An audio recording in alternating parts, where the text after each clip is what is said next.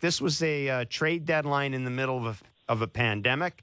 The international border is closed, or at least there are restrictions on moves back and forth across the border. Was it any more? Was this a more difficult or more nuanced trade deadline than maybe others you have been involved in? Yeah, probably for the Canadian teams, it's a bit of a challenge, to say the least, when the players will have to quarantine if we trade between the U.S. teams and we're living in the protocol and getting tested every day. By going by car or private plane, there's no quarantine, but there's no getting around that in Canada, I hear. So I think it's a week for Nick Foligno before he can join his new team. So that itself is a challenge, especially if you would be battling for a playoff spot and not to have that player in your lineup for a week. You could miss 4 games in this crazy schedule that we're on. But I think Toronto's pretty safe there in the first place. So, yeah, a little bit different, but not that much different for the business otherwise. Jarmo, when it's always a tough decision when you got to trade your captain, trade a guy who means as much to the organization and the community as Nick Foligno does in Columbus. When did you have kind of your first conversation with him about what you might want to do at the deadline and where he might want to go? Well, we talked about this openly in the off season already, where we knew that he was going into the last year of his contract, and we talked about a lot of different things, and if the season didn't go the way we wanted, this could be a possibility. And then when it didn't go as we had planned, and it was disappointing, and we were kind of out of the playoff picture, and we went for it 2 years ago and spent some assets doing it, and we felt that this was the right time for the organization for a reload and get some of those assets back, and we did, and some more. So Nick was well aware of the process. I kept him in the loop the whole time. I told him I'd be as transparent as I could. And in the final stages before we made the trade, I talked to him about what his first choice would be, and we got lucky that he was excited about Toronto, and it was the best choice for our franchise.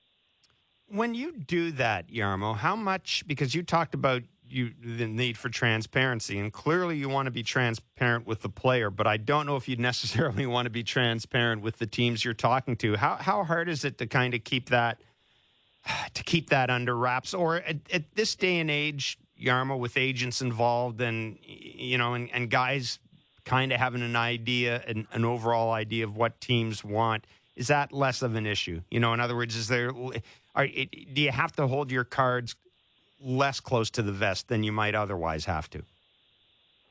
Well, this is a different situation from any normal trade that goes down. This was our captain, and I have a tremendous amount of respect for him and how he handled his business, and I wanted to show that respect for him by being transparent and keep him in the loop. And not until the last moments before we had worked out everything that these teams that were interested in Nick Foligno were willing to pay, did we go to him and say, okay, we'll be your first choice here, and which teams are you excited about, and which order would you put them, or whatever our conversations were. It was in the last stages when we had already negotiated the trade with the teams, and everybody had their chance to make their best offer, and like I said, it was a good situation because it ended up being the best deal for us, and ended up making Nicky very excited about it. So, at the end of the day, we always still have to do the best job that we can for the franchise. That's what our job is. So, as much as we want to be transparent and make sure that we talk to our captain to make sure that he can go to the destination that he's excited about, it could have been a situation where it was not possible, and he was fine with it. He's a pro. He understands the business and knows what the risks are. But all good at the end, and he's very excited to join the Maple Leafs. Yeah, it's great when it works out. I'm interested when you talk about the process there, Jarmo. So when you finally go back to him, you went back to Nick at the end and said, here are the options. Does that mean did you have other offers on the table that you could have or would have accepted, with other teams?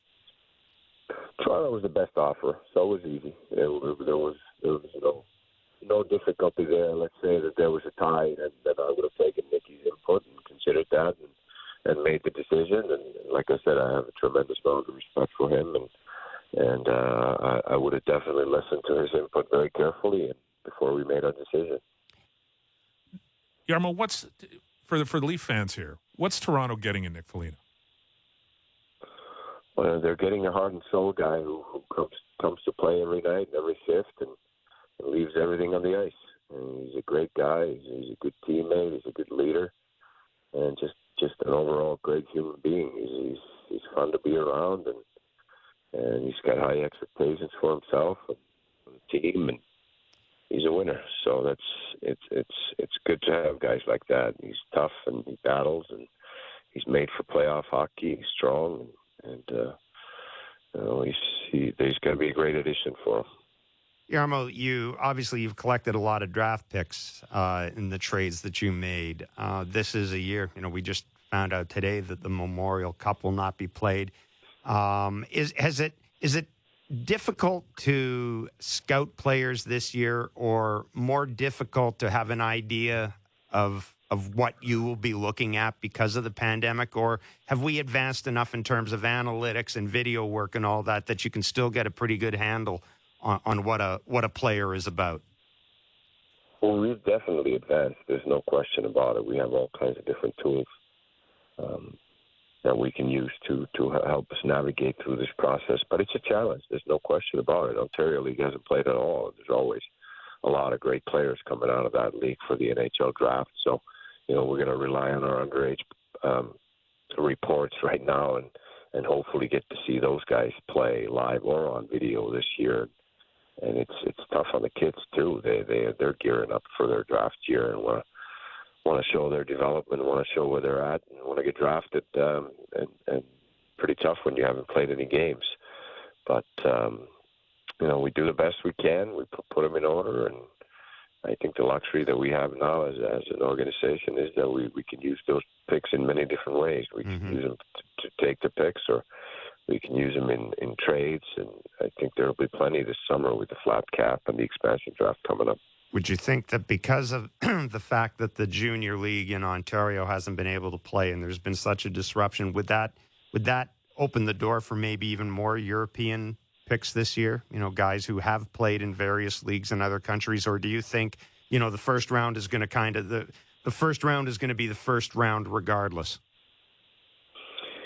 Well, I think that the way that all the teams in this league have the coverage right now, I think we have a pretty good idea, even from the underage reports, of which guys are the top guys, and there's still the World Under 18 coming up. They're talking about some kind of a prospect tournament along or after the combine, and there's going to be ways to evaluate these players. NHL's going to make sure. I'm sure the players' union will want to make sure that everybody gets a chance to show where they belong in the draft, and then the scouts do the work, and we'll put the list together and go accordingly. But it is a challenge. There's no question about it. There could be some guys with less exposure that will slip later into the draft that may have been very high had they played the whole season, and that can create some opportunities as well.